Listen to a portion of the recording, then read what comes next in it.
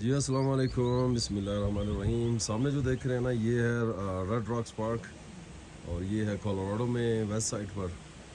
बहुत ही खूबसूरत पार्क है। यहाँ पर तकरीबन आपको बहुत छोटी छोटी क्लिफ्स नज़र आएंगी, रॉक्स, बड़े बड़े बोल्डर्स नज़र आएंगे जो कि रेड कलर में है।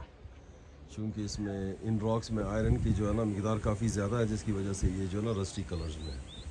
और जब मॉइस्चर और एयर जब इसे टकराती है, ख़ास तौर पर जब बारिश होती है, तो बहुत ज़्यादा ये सुर्ख हो जाते हैं। और बड़ी खूबसूरत है, माउंटेंस हैं। ठीक है जी।